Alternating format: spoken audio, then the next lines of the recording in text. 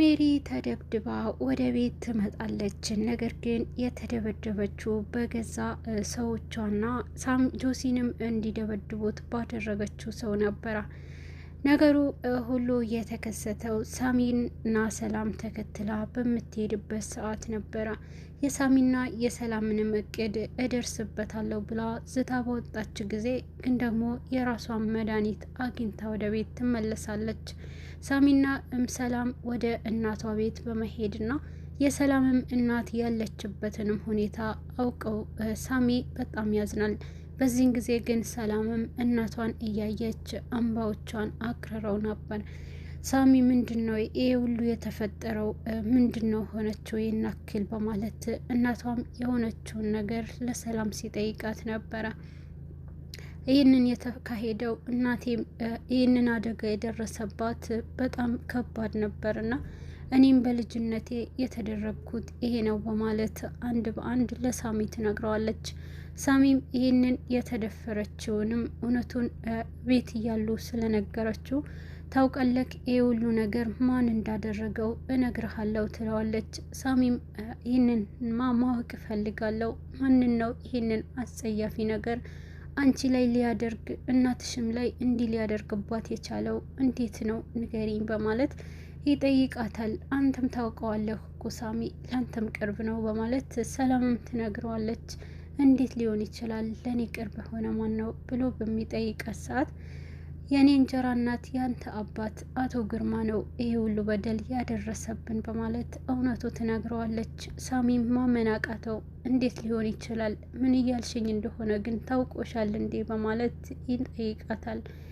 አውቃለሁ፣ ይህንን ነገር መጀመሪያ መረጋጋት አለብክ። ይሄ ነገር እንደቀላሉ ማሰብም ሆነ መረዳት አትችልም። ይህንን አውቃለሁ፣ ላንተም ያልነገርኩህ ለዚህ ነው በማለት ለሳሚ ለማስረዳት ትሞክራለች። ሳሚም እንዴት አስቻለሽ? እንዴት ከአውሬ ጋር እንድኖር ፈረድሽብኝ? እንዴት ሰላም፣ እንዴት አደርግኛለሽ? በማለት ሰላምንም መውቀሱን ይጀምራል። ሳሚ በዚህን ሰዓት በጣም ውስጡ ተጎድቶና ለሰላምም ይሄ ሁሉ ነገር እየተፈጠረ እያወቅሽ እንዴት ዝም ትይኛለሽ እያላት፣ ግን ደግሞ እኔ ይሄ ሁሉ የያዝኩት ለፍትህ ብዬ ነው። ምክንያቱም እናቴ የደረሰችበት እኔ የልጅነት ህይወት ተበላሽተዋል፣ እናቴም እንዳየሃት ነው በማለት ለማስረዳት ትሞክራለች። የሰማሁትንም ማመን አልችልም፣ ይህንን ነገር እንዴት ብዬ ነው መቀበል የምችለው በማለት በማዘን ውስጥ ይገባል።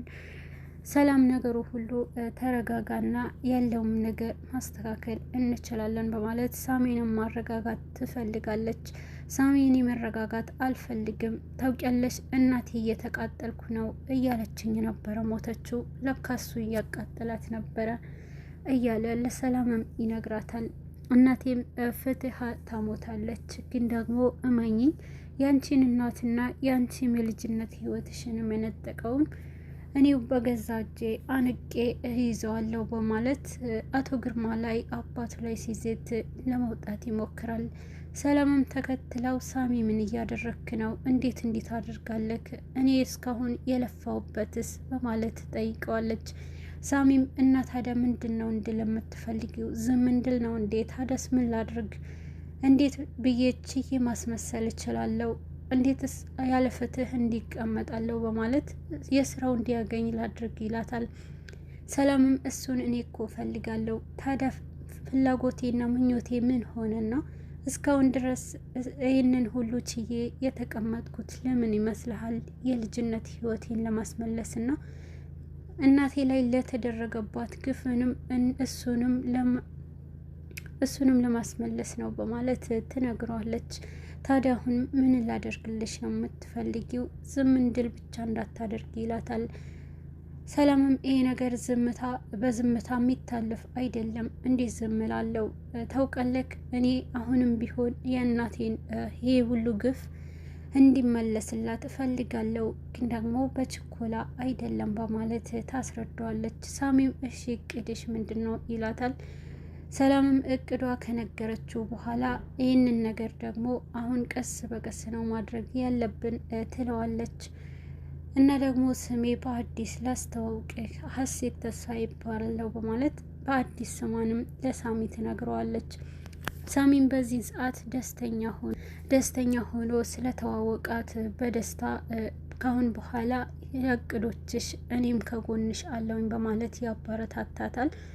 ወደ ቤት ይመለሳሉ።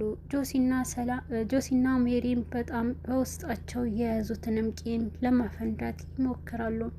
ሜሪ ተደብድባ ወደ ቤት ከመጣች በኋላ መንቀሳቀስ እንኳን አቅቷት ከተቀመጠችበት ወዲህ ወዳ እያለች ነበረ። በዚህ ሰዓት ሳሚም ነገሩ ሁሉ ጆሲም ቆይ ግን አንቺ ምንድን ነው ይሄ ሁሉ ማን ነው እንዲህ ሊያደርግብሽ የቻለው? ደግሞ አውቅ ያለው በማለት ነበረ ነገሩ እንዳወቀ ሲጠይቃት የቆየው። እሷ በውስጧ ቆይ እሰራልሃለሁ፣ እንዴት እኔ ላይ እንዴት እጅህን ታነሳለክ? ደግሞም ብሬንም አስመልሰዋለሁ እያለች ጆሲ ይሰማታል። ምንድን ነበር ያልሽው? ብር ነው ያልሽው እንዴ? ለካ በብር ገዝተሻቸው ያንን ነገር አልሳካ ሲልሽ ደብድበው ወደ ቤት መለሶች እያለ ነገሩ ሁሉ ያካብድባታል። በዚህን ሰዓት ማን ነው የተደበደበው አንተ እያለች ትጠይቀዋለች። ሰምቼሻለሁ እኮ አንድ በአንድ ብሏት ነገሩ አንተ አፍህን ሳይሆን ጆሮህ እኔ አፍ ላይ ነው ያለው በማለት ታናድደዋለች። በዚህ መሀል ግን አንተ ግን ከኔ እንድትርቅ ነው የምፈልገው እያለች ለጆሲም ታበሽቀዋለች። በዚህን ሰዓት ከኔ መራቅ አለብህ፣ ሂድልኝ፣ አጠገቤ እንዳይክ አልፈልግም ብትለውም እኔም ከአንቺ ጋር መቀመጥ አልፈልግም፣ እኔም ከአንቺ ጋር ቅርበት እንዲኖረኝ አልፈልግም በማለት ትተዋት ወደ ክፍሉ ይሄዳል። በዚህን ሰዓት ሰላምና ሳሚ ከሄዱበት ይመለሳሉ። ገና ከመግባታቸው ሳሚንም ባየች ሰዓት ቆይ ግን አንተ ወዴት ነው የሁሉ ሰዓት ዙረትህን በማለት በጥያቄ ታፋጥጠዋለች። ሳሚም ደክሞትና እኔ አሁንም ምንም ነገር ማውራት አልፈልግም ብቻዬን ተይኝ እያላት ቆይ እንዴት አንተ እኮ ባለትዳር ነህ፣ ከሚስትህ ትተህ እንዴት ከሌላ ሴት ጋር መንገድ ላይ ትንዘላዘላለህ እያለች ንዴታም እንዲሆን ታደርገዋለች። በዚህ መሀል የምትናገሪው ነገር አስተውለሽ ተናገሪ፣ እናም እኔ ወዴትም አልሄድኩምና መንገድ ላይ ተገናኘን በማለት ነበረ ነገራት። ይህንንማ እንዳልሆነ አውቃለሁ፣ ግን ደግሞ አንተ በዚህን መልኩ ከሰራተኛ ጋር ምንድን ነው ይሄንን ማድረግ ትለዋለች። ሳሚን በጣም ተበሳጭቶና ተይኝ በቃ ለብቻዬ አትተይኝም፣ ለምን ለብቻዬ ተሰሽኝ ለራስሽ አትኖሪም ይላታል። በሁለቱ መሀል ከባድ የሆነ ጸብ ይፈጠራል። ነገሩ የሚያበቃበት ሰዓት በደረሰ ጊዜ ሳሚና ሜሪ መሀል ግጭት እየተፈጠረ ያለ አቶ ግርማ በሩ ከፍቶ ይገባል። አቶ ግርማን ባየ ሰዓት ሳሚን ብልጭ ይልበታል። ነገሩ ሁሉ ራሱንም ለመቆጣጠር እያለ ትቶት ወደ ክፍል ለመግባት ይሞክራል። በዚህን ጊዜ አቶ ግርማ ያስተዋለው የሳሚንን ፊት ፈጠን ብሎም ቆይ ግን ምን ብለሽው ነው ይሄንን ልጅ ፊቱን አዙሮብኝ የገባው? እኔ ስመጣ ለምን ተነሳ? በማለት ሜሪም ያደረግሽውና የነገርሽው ነገር ንገሪኝ ይላታል። አቶ ግርማን ባየች ሰዓት ሜሪም ምንድን ነው አንተ? እኔ ደግሞ ምን አልኩት? ደግሞም አንተ ግን በጣም አሳፋሪ ነክ በማለት ታበሽቀዋለች። የምታወሪው ነገር እያሰብሽ እኔን ማን እንደሆንኩኝ የረሳሽው መሰለኝ እያላት አቶ ግርማም በንዴት ያዋራታል። አንተንማ ማን እንደሆንኩኝ አወቅኩኝና ግን እውነትም ልትደፍረኝ ነበር ወይ በማለት ትጠይቀዋለች። እና ደግሞ አንተ ከኔ መራቅ አለብህ፣ ከርቀትህ ጠብቀህ አዋራኝ እያለች ከርቅ ሆኖ እንዲያወራት ታደርጋለች። በዚህን ሰዓት እና እኔ ምን ላድርግ ራስሽ የፈለግሽውና አንቺም ሰላምን በእጄ አስገብኝልኝ እያልኩሽ አንቺ ግን ጨዋታ ጀመርሽ። ስለዚህ እኔም ደግሞ በዛን ጊዜ ራሴን አላውቅም ጠጥቼ ነበር በማለት ነገሩን ቀለል ለማድረግ ይሞክራል። ግን በጣም ታሳፍራለክ፣ ካሁን በኋላ ከኔ ራቅ፣ ታሳፍራለክ እያለች ታበሽቀዋለች። ግን ደግሞ በዚህን ጊዜ አሁንም ቢሆን ሳሚ ሰላምንም በሰላም እንድትኖር አደርጋለሁ እያለ አባቴንም ለሕግ እሰጠዋለሁ እያለ ይሞክራል።